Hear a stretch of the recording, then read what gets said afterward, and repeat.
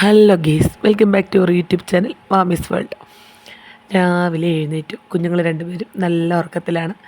ഞാൻ നേരെ അടുക്കളയിലേക്ക് പോയി രാവിലത്തേക്കുള്ള ചോറൊക്കെ തയ്യാറാക്കി. രാവിലെ നമുക്ക് കാപ്പിക്ക് ഇഡലിയും സാമ്പാറുമാണ്. അങ്ങനെ ഇഡലി സാമ്പാറുമൊക്കെ തയ്യാറായി. സമയം 8 മണിയാവാറായി. ഓടിപ്പോയി കുളിച്ച് റെഡിയായി വന്നിട്ടുണ്ട്. നേരെ വന്ന് കുറച്ച് ഇഡലി സാമ്പാറും കഴിക്കാമെന്ന് വിചാരിച്ചെടുത്തു. ഉച്ചയ്ക്ക് ഇഡലി തന്നെയാണ് കേട്ടോ ഞാൻ കൊണ്ടുപോകുന്നത്. മാമിക്ക് രാവിലെ കാപ്പിക്കും ഇഡലി സാമ്പാറും തന്നെ. മാമിക്കുട്ടനെ ഒരുക്കി റെഡിയാക്കി നിർത്തിയിട്ടുണ്ട്. മാമിക്കുട്ടൻ്റെ കുറച്ച് ഷോയാണ് ഇപ്പം നിങ്ങൾ കണ്ടുകൊണ്ടിരിക്കുന്നത്. യൂണിഫോം ഇട്ട് കഴിഞ്ഞാൽ ആൾക്ക് നല്ല ഷോയർക്കാണ്. അങ്ങനെ വൈദ്യക്കുട്ടൻ വണ്ടിയിലിരുന്ന് കളിച്ചുകൊണ്ടിരിക്കുക കേട്ടോ. വാമി ചേച്ചി ആളെ കളിപ്പിച്ചുകൊണ്ടിരിക്കുക. അമ്മ രാവിലെ റീൽസ് കാണുന്ന തിരക്കിലാണ്.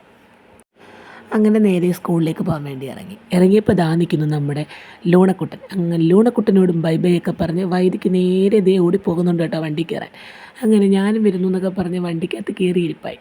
അങ്ങനെ അവനെ അവിടെ നിന്ന് ഇറക്കി മാറ്റി ഞങ്ങൾ നേരെ വണ്ടി എടുത്ത് സ്കൂളിൽ ചെന്നപ്പോൾ എൻ്റെ ക്ലാസ്സിലൊരു കുഞ്ഞുമോളുടെ ബർത്ത്ഡേ ആയിരുന്നു കേട്ടോ. അങ്ങനെ ഞാൻ എല്ലാവരെയും കൊണ്ട് അവളെ ബർത്ത്ഡേ വിഷ് ചെയ്യിക്കുകയാണ്. അങ്ങനെ ഞങ്ങൾ ഹാപ്പി ബർത്ത്ഡേ പാട്ടൊക്കെ പാടി നല്ല ഹാപ്പി ആയിട്ടിരിക്കുകയാണ്. ഇതൊക്കെയാണ് കേട്ടോ ഞാൻ പഠിപ്പിക്കുന്ന എൻ്റെ കുഞ്ഞുമക്കൾ. എല്ലാവരും നല്ല ഹാപ്പിയാണ്. ബർത്ത്ഡേ പാട്ടൊക്കെ പാടി എല്ലാവരും എൻജോയ് ചെയ്ത് നിൽക്കുകയാണ്. പിന്നെ ഞാൻ അവരെ ഓണത്തിന് വേണ്ടിയിട്ടുള്ള ഡാൻസ് പഠിപ്പിക്കാൻ വേണ്ടി വെളിയിലിറക്കി ഡാൻസൊക്കെ പഠിപ്പിച്ചു. പിന്നെ ഞങ്ങൾ ടീച്ചേഴ്സിൻ്റെ കുറച്ച് കലാപരിപാടികളുണ്ട് ഓണത്തിന്.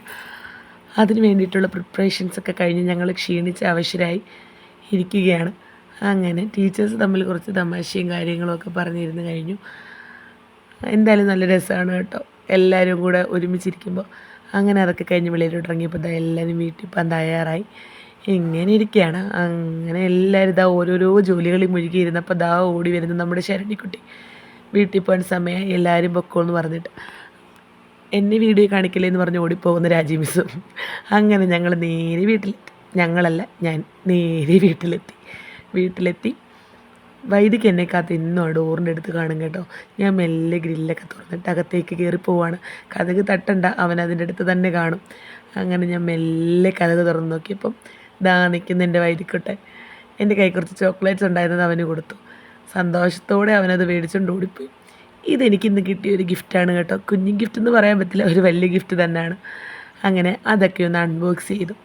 എന്താണെന്നറിയില്ല, പ്രതീക്ഷിക്കാതെ കിട്ടുന്ന സമ്മാനങ്ങൾ നമ്മൾക്ക് ഒരുപാട് സന്തോഷം തരുമെന്ന് പറയുന്ന പോലെ ഇത് കിട്ടിയപ്പോൾ എനിക്ക് ഒരുപാട് സന്തോഷമായി. കാരണം ഞാൻ ഒട്ടും എക്സ്പെക്റ്റ് ചെയ്യാത്തൊരു ഗിഫ്റ്റായിരുന്നു ഇത്. എന്തായാലും തന്ന ആൾക്ക് ഒരുപാട് താങ്ക്സ് ഉണ്ട് കേട്ടോ. അങ്ങനെ ആ ഗിഫ്റ്റൊക്കെ ഒന്ന് നോക്കി അതിൻ്റെ ഭംഗിയൊക്കെ ആസ്വദിച്ച് കുറച്ച് നേരം അങ്ങനെ ഇരുന്നു. എല്ലാവർക്കും ഇഷ്ടപ്പെട്ടു. അങ്ങനെ എനിക്കാണെങ്കിൽ എന്ത് കിട്ടിയാലും ആരെയും അപ്പം തന്നെ കാണിക്കണം. അമ്മയും ഏട്ടനെയൊക്കെ കാണിച്ച് എല്ലാവർക്കും ഇഷ്ടപ്പെട്ടു. മാമിക്കുട്ടൻ ഞാൻ വന്നപ്പോൾ നല്ല ഉറക്കമായിരുന്നു. പിന്നെ അവളെ പോയി ഉണർത്തി കയ്യിലിരുന്ന് 2 ചോക്ലേറ്റ്സ് അവൾക്കും കൊടുത്തു. അവളും ഹാപ്പി. രാത്രിയിൽ നമുക്കൊരു ഹൗസ് വാമിങ് ഫംഗ്ഷൻ ഉണ്ടായിരുന്നു. എൻ്റെ ഒരു ഫ്രണ്ടിൻ്റെയാണ് കേട്ടോ. ഞാനും മാമിക്കുട്ടനും അതിന് പോകാൻ വേണ്ടി തയ്യാറായിപ്പോയി. അങ്ങനെ നമ്മൾ ഹൗസ് വാമിങ് വീട്ടിലെത്തി. പുള്ളിക്കാരിയുടെ ബെഡ്റൂമാണ് നിങ്ങളിപ്പം കണ്ടുകൊണ്ടിരിക്കുന്നത്. ഞാനും എൻ്റെ ചിറ്റപ്പൻ്റെ മോനും അവൻ്റെ വൈഫും ഒക്കെ ഉണ്ടായിരുന്നു കേട്ടോ. അങ്ങനെ നമ്മളവരുടെ വീട് നിരീക്ഷിച്ചുകൊണ്ടിരിക്കുകയാണ്. എന്നെ കളിയാക്കുവാണ് എല്ലാവരും, നീ ബാത്റൂം നോക്കാൻ പോവുകയാണോ എന്ന് ചോദിച്ചിട്ട്. അതെ, എനിക്കെന്താണെന്നറിയില്ല, എവിടെ ചെന്നാലും അവിടുത്തെ ബാത്റൂം കണ്ടില്ലെങ്കിൽ ഒരു ആശ്വാസക്കുറവാണ്. അങ്ങനെ ഞാൻ ബാത്റൂമൊക്കെ കണ്ടു, റൂമൊക്കെ കണ്ടു. നല്ല സെറ്റപ്പ് റൂമൊക്കെ ആയിരുന്നു കേട്ടോ. കബോർഡ്സ് ആയാലും സീലിങ്സ് ആയാലും എല്ലാം നല്ല ഭംഗിയുണ്ടായിരുന്നു. അങ്ങനെ അടുത്ത റൂമിലേക്ക് കയറി. അവിടെ വന്ന് കണ്ണാടിയുടെ മുമ്പിൽ കുറച്ച് ഷോ ഇറക്കാമെന്ന് വിചാരിച്ചപ്പോൾ എന്നെ എല്ലാവരും ഇട്ട് കളിയാക്കുന്നുണ്ട്. ഞാൻ നേരെ വീണ്ടും റൂമിൻ്റെ വീഡിയോ എടുക്കാൻ വേണ്ടി പോയി. അങ്ങനെ റൂമിൻ്റെ ഭംഗിയൊക്കെ കണ്ട് തിരിച്ച് വന്നു. കണ്ണാടിയുടെ മുമ്പിൽ നിന്ന് കുറച്ച് ഷോ ഇറക്കാണ് കേട്ടോ ഞാനും മാമിക്കുട്ടനും. അതിനുശേഷം ഞങ്ങൾ നേരെ വീട്ടിലേക്ക്. Bye bye.